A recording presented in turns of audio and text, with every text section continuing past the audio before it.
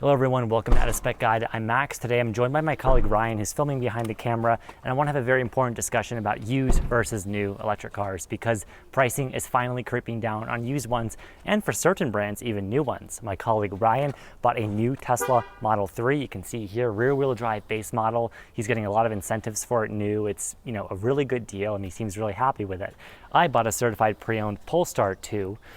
Which is a direct-to-consumer brand, but they have a certified program, just like many dealers do for traditional brands like Hyundai, Kia, Ford, etc. But I've been super happy with my car. Ryan's been happy with his car, and we both, I think, got pretty good deals. So we're going to talk in this video about the current state of brands generally, where used EVs make sense, because I do think they're finally starting to appreciate. And as we talk, we're going to have some fun because my Polestar 2 finally got its performance upgrade, which puts this 2021 launch model year car in line with the performance of a new Polestar 2 with performance pack. I think that's a super cool quirk, at least of this used EV. But before we drive, we're going to take my bike off the roof, and Ryan and I will get in the car and talk to you about used EVs. So let's get into it.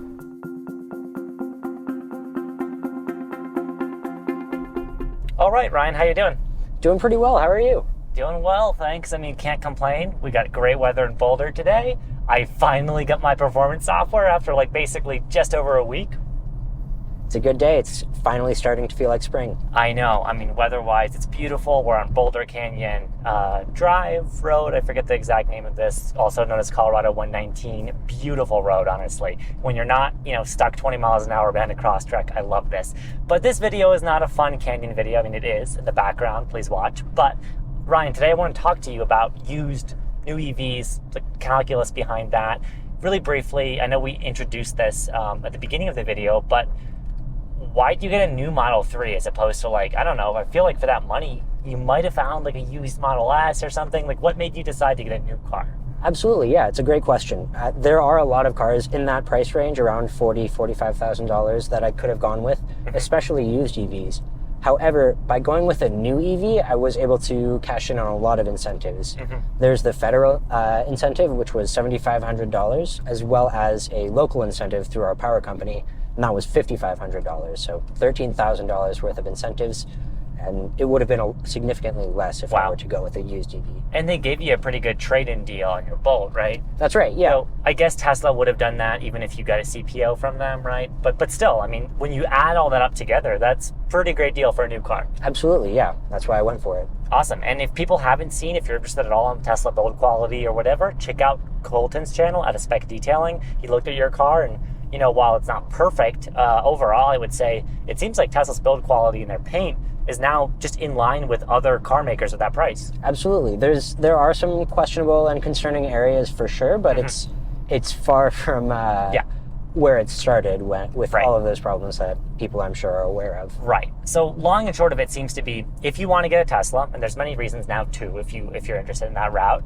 and you qualify for a lot of these incentives, federal, state, you might as well get new, especially for Model 3 and Model Y, which easily make that tax credit. You might as well get a new one. Right, that's what I'm thinking. Yeah, but it gets more complicated when you look at new cars for other brands, because what we're in now, the Polestar 2, this car, brand new, would retail for $72,000, which I don't know what you think about that, Ryan, but this is a nice car, don't get me wrong, but that's new Model S money. It's creeping up on that. It's getting close. That's like GV60 money. Or GV6, other great CCS cars, really non-Teslas. It's a lot. It's a lot, and it's not just Polestar. If you get a nice spicy Mach-E GT from Ford, if you got even Kia EV6 and a Hyundai Ioniq 5 with the dealer markups, new cars are expensive. And also, I noticed this when I was shopping for new cars. While it's true that, some brands get the tax credit, some brands which don't have US factories yet, like Hyundai, Kia, you only get the tax credit if you lease the car. So if you don't want to lease, you're not getting that benefit. That's right.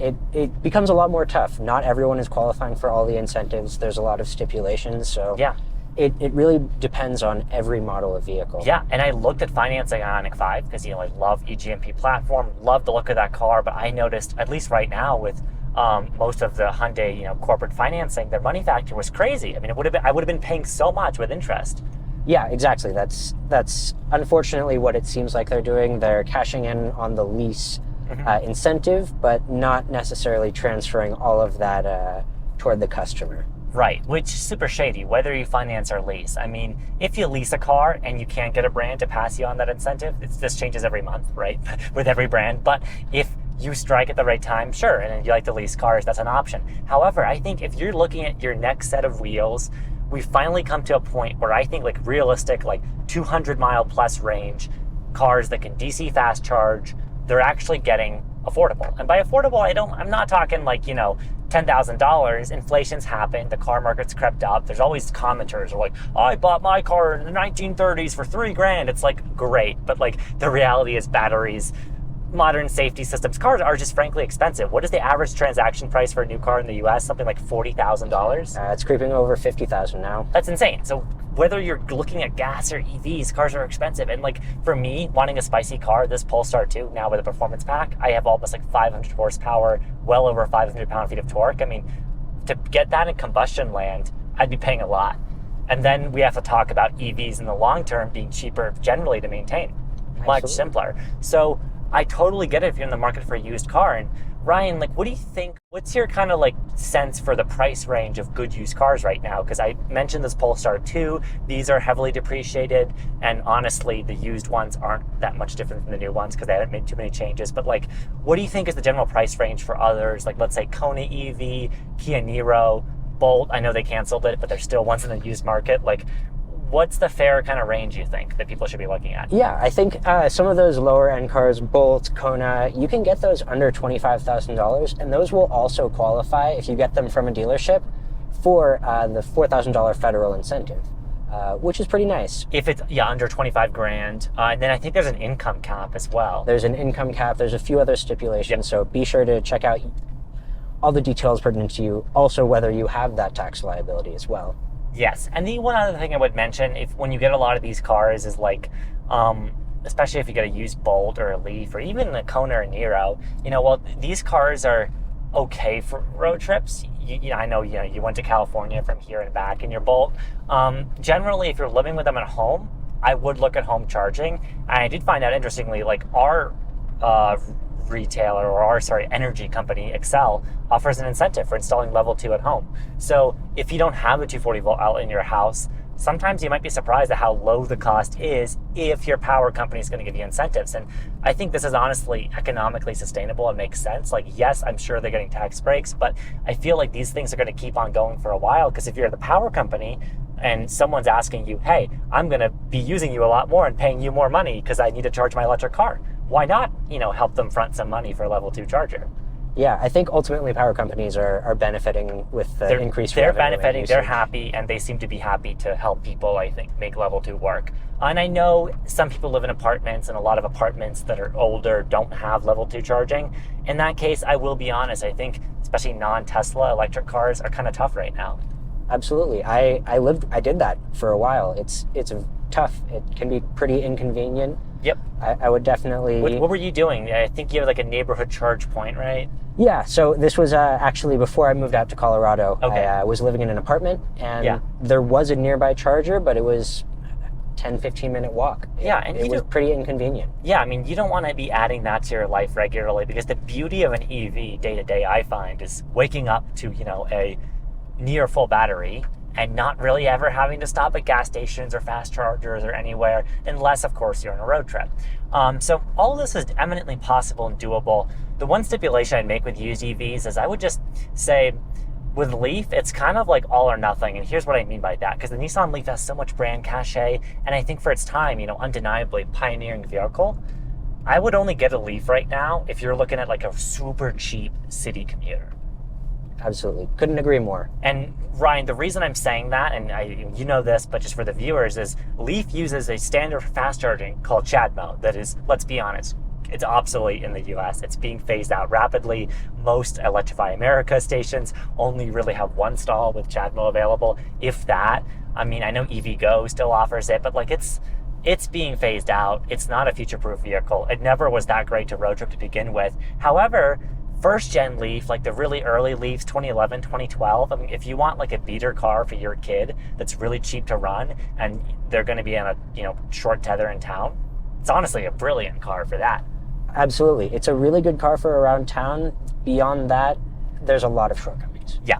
And then there are other ones on out of spec reviews. I think we have a playlist where I went through a lot of cheap used EVs, like Kia Soul EV, a lot of compliance cars, Volkswagen e-Golf, and while these were only sold new in certain states, now that, you know, a lot of these aren't even made new anymore, you can buy them used anywhere. I mean, a lot of them are sitting on car lots. It's crazy. Absolutely. And, you know, get a good deal. Check your, check your Kelley Blue Book value, because some dealers don't know what these are. So sometimes it's a good thing, and that means they price them low. Sometimes they're trying to get way too much money for a car that's, let's be honest, is kind of a second car for a lot of people. Definitely.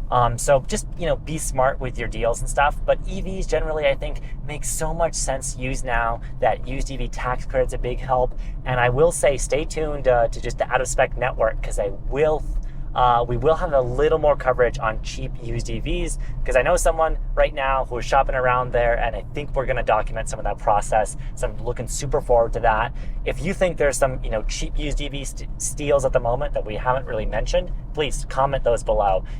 Ryan, do you think there's any you're thinking of that we haven't brought up yet? Yeah, actually, there is something I'd like to add. So I actually went with the Model 3. I'm really happy with that decision. I was able to cash in on a ton of those incentives. Yeah. That may not be the case. Possibly in your situation, you don't qualify for the incentive, or your state doesn't offer as much. There's a bunch of different situations. So or their income doesn't, meet the requirements. Yeah, tons of different situations. In that case, a Model 3 is not all that much different in price from this car used. And in my opinion, this is a lot more vehicle. Yes. You're talking about the Polestar 2 here? Correct. The Polestar 2. It's more comfortable, quieter. It's funny how unique of a situation the Polestar is. And, we've gotten the important part of the video down. So if you just cared about used EVs, you can stop watching right now. But if you're coming here for a Polestar ownership update, I will say with this car, I walked into, I think, a pretty interesting situation, because a lot of these cars, I think Enterprise had them and they dumped their rental fleet. So Polestar is left with a bunch of cars and it's flooded the used market. So if you bought a Polestar 2 new, I'm sorry. I know our friend Aging Wheels has a Polestar 2. He loves it, but he bought it new, and I know he's a little upset about the valuation, as were many Tesla Model 3 and Model S owners too. With the recent price cuts, stuff happens, right? But it's really good for people buying used now. So I still am seeing some good offers for Polestar 2s, not necessarily always CPO. I would broaden your search around the country, look on Auto Trader, look on Auto Tempest, look everywhere. But yeah, used Polestar 2s, they are kind of good right now. And also, I'll extend used Model 3s. If what Ryan said, you don't apply for the new incentives for whatever reason, or you just don't want a new car, used Model 3s are still pretty cheap, right? What are those running? Yeah, you can get them for low 30s. Yeah, that's pretty sweet, honestly. And so used Model 3s, we'll add those in the hat as well. But back to this Polestar 2, man, driving it through here, I'm not even limit driving at all. There's just cars in front of us. There's a bit of traffic, but man, is it gorgeous right now. And I am noticing this performance pack, I do have a little bit of boogie at this 40 mile an hour speed. Cars scoots more. I definitely notice a difference. Yeah, it's cool. So it's nice to have that confidence and power. And I'll say, if you're looking at any EV, that's the cool thing. Even economy EVs just have this crazy torque. And when you can use that, it's confidence inspiring, honestly. Definitely. It means I can probably pass this pickup truck right now and hopefully not get us killed. Yeah, easy. Not a problem. Oh man, this car is at home here. Now we are on summer tires and temperatures going down to 46. So I'm gonna take it easy, but man, that was fun. We're gonna keep driving on this, but thank you guys for watching this video. Again, let us know if we missed stuff, but used EVs, I think super interesting conversation right now, and new Teslas, like your deal, Ryan. Absolutely, yeah. Looking forward to talking about it a bit more. Awesome. See y'all next time.